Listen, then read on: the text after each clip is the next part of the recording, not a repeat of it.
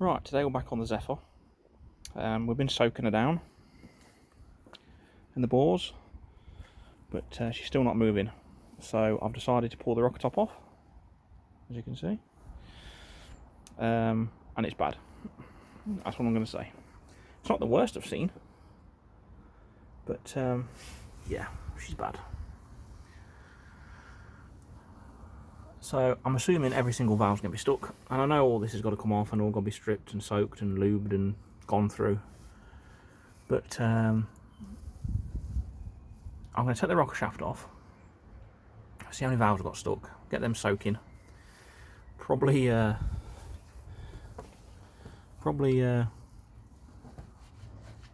hoover this out. It's nasty. Yeah, so we'll take the rocker shaft off, and then we'll see how many valves got stuck, and obviously we'll try and see if it will rock in gear with the rocker shaft off. I mean, none of that stuff up there all seized up is going to help anything. I've had a look inside one of the cylinders, and it looks rather good in one of them. I couldn't really see the others because a couple of them are up the top. So, but we're going to see. I mean, if she'll turn over, I'll clean all that up and I'll put it back together and see what happens. But if not, I shall proceed to taking the head off. But all the carburetor, all was lovely and clean. And the engine bay, so original. No wires all chopped about and, you know, all that kind of stuff. It's got a funny air filter on it. I thought these had a tube and then a what's it down here, but must be wrong. It's even got a Quintin Hazel hose on it. So yeah, I'm going to... Oh yeah, I forgot to show you. Down here, it's that little yellow mark. It's hard to see on the camera, but there's a little yellow mark there for the timing mark, and I've just marked it on the pulley. Not at top dead centre or anything, just to see when I've been rocking it and pushing it about and trying to turn it over on a bar to see if it moved at all, but it hasn't. So yeah, I'm going to strip that down today and see how many valves we've got stuck. The back one's going to be a bit tricky to tap because the heater box is in the way, but we shall see. And also see if we've got any bent push rods or anything while we're at it. I've stuck some plugs in it. I filled it full of ATF and let it sit on some other penetrating stuff. Just whatever was laying around just got put in there. I've been rocking it in gear and nothing's happened, so we're going to strip this off, see how many valves we've got stuck, and then go from there. So yeah, I'm going to put you on. There's a Chevy van right next to me. I'm going to prop you in the engine bay of that on my little tripody thing, and then you can watch me do it without falling over the rocker top that is on the floor. Let's just position you.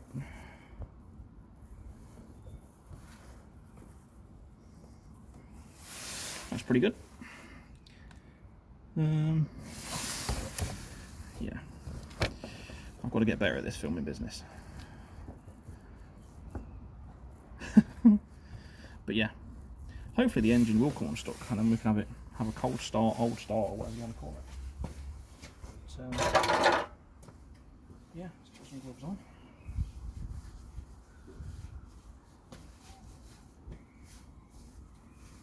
Not very good at this camera stuff. The other video got quite a few views. I think like 6,000 to 7,000 or something. I've took one bolt out so far, but just to see if they'd actually want to move. So I'm going to crack these ones.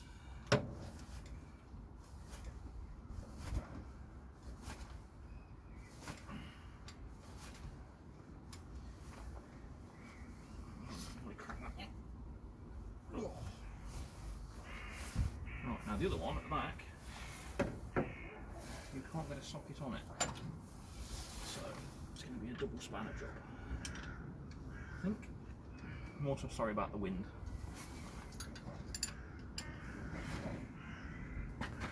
Christ. Obviously the tightest one I've got. I don't really fancy taking the meter box out.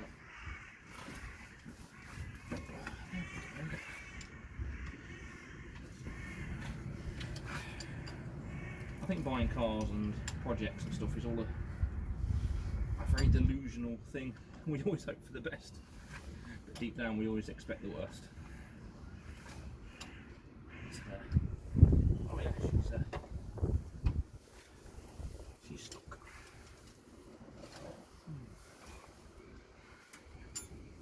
It's very carboned up here as well. I don't think the guy was very fond of oil changes. I've also found another zephyr, a 61. This is a 62. It's a bit of a barn garage find type thing. So I'm going to have a look at that. It's got a few bits missing. It's got a better body than this one. So I don't really know. They'll want 2 projects, we'll make one good one out of 2, or I don't really know. I suppose we'll, I might do a video going to look at that.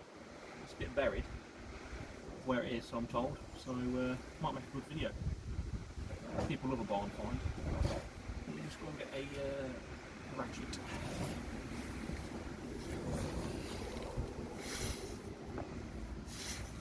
Chasm.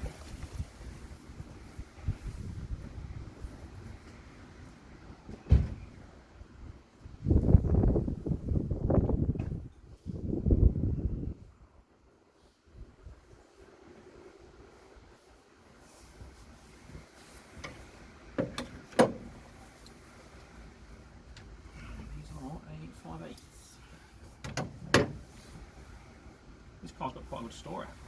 The family who I got it from owned it since brand new, and so they bought it in May 1962, and then they had it obviously the rest of the time, but in 1968 that was their wedding car, and then they moved to this particular address where I got the car from in 69, so it lived there all the way up until a couple of weeks ago, which is quite amazing really. 1969 to 2025. Sadly the gentleman who owned it passed away about, I think he said 10 years ago, and this hasn't been ran in 10 to 15 years. I'm starting to think it's longer than that. I'm starting to think more 25 to 30 years myself, but I don't know. We worked out the last time it came out of the garage was 1990. So it's been off the road since 84. I'm starting to think the last time it was run was probably 1990 myself. But then again, people forget these things, don't they? So who knows? But yeah, they're a bit sad to see it go.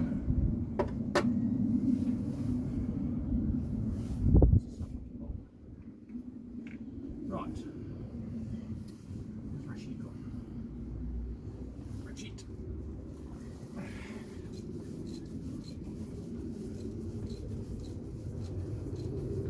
I'm trying to use the impact on, but I don't like using impact on stuff. I don't want to pull any threads out of the head or anything, which would make it quicker. But these threads are really, really dirty.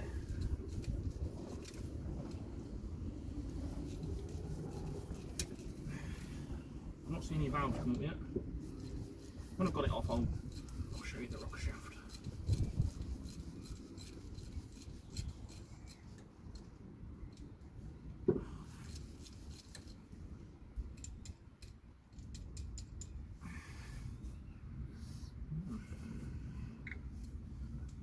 I'm not holding that much out for getting it running, but you never know. If we can get these, if we can get it free and get this head sorted out, I think we'll be alright. I think it's done about 90,000, 80 or 90,000 miles. I've got all the MOTs till from 1971 or 2 onwards.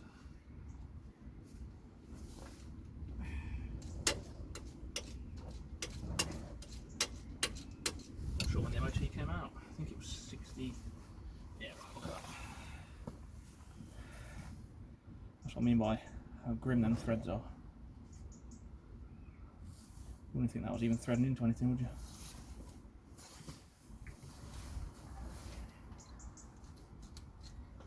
I have seen an engine worse than this once. Inside, Rover V8 and a Rover P6 that had done 30,000 miles from new, and it come off the road for the usual rust. Parked in the garage, and then they tried to get it going again about 10-15 years later, and they took the spark plugs out and the rocker tops off to whatever they were doing with it, trying to get it going, and then left it, and then it got dragged out the garage and put into like an orchard type thing, not a really bad one, and then it got sat, and then when I bought it blind, as you do, the rats had moved in under the bonnet and eaten most things, but the whole engine bay was smooth, like you couldn't even see the engine with what they dragged in there. And obviously, as you can imagine, in the rock tops, in the heads, the cylinders were nasty, but that had to all come apart, obviously be all cleaned up, put new rings in it, new shells in it, but managed to save the heads.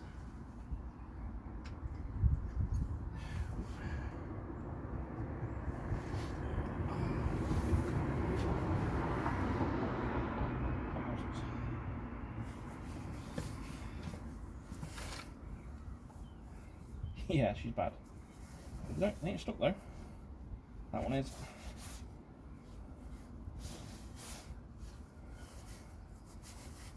Yeah, we'll have to get a bucket of the sauce, as I like to call it, and soak this down.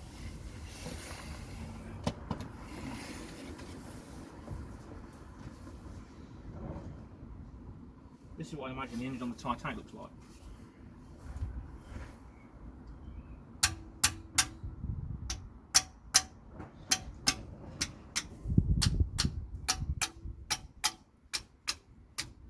No way.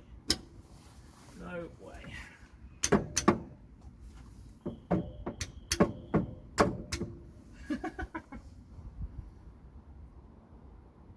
No way.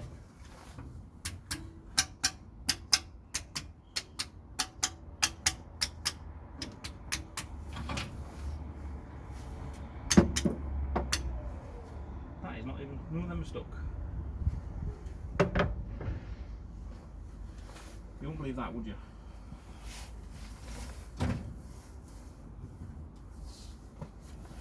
Not one of them is stuck.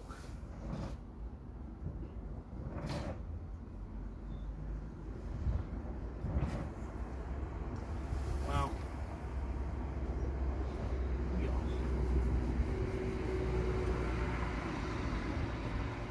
Well, the rod rivets, the push rod rivets.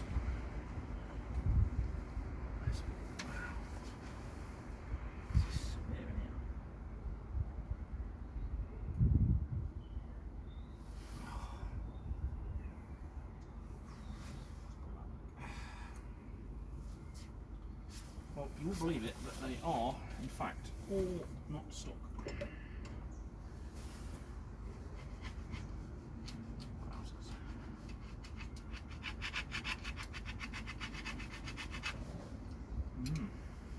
Yummy.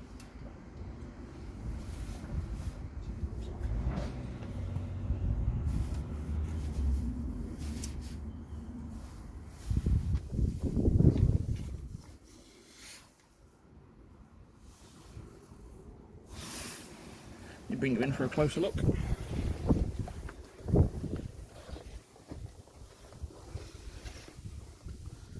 is extremely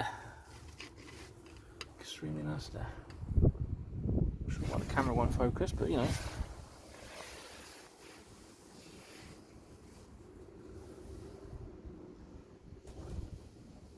Well, I think I'm going to clean that all up and then I'm going to lube it up, and then we'll see how we get on. But I don't think that's holding it up. So probably in the next video I'll probably whip the carb off and the hockey stick at the downpipe, and the next video we'll be taking the head off by the look of it, to see if we can help free it up. But yeah, we've tried rocking it in gear, we've tried it on the bar. The only thing we haven't tried yet is through the starter motor hole on the flywheel with a crowbar. We might try that. I mean, I'm not too upset if this engine's ruined. It can come out and come apart and be done, or it can be replaced. But it's just interesting trying to get something going after all these years. But yeah, anyway, thanks for watching, and I shall get back to you when we take the head off, or if it's free, one of the two. And I might do a video this week if I go and look at the other Zephyr. I'll do a like a barn find, garage find kind of video on it, and we'll go and have a look around that, and I'll film that as well. Now the filming on that will be a bit ropey, because obviously my filming is ropey, but it is a bit hard to get to, so it's going to be handheld, climbing over stuff and cars and all sorts of things. So yeah, bear with me on that one. But yeah, thanks for checking in.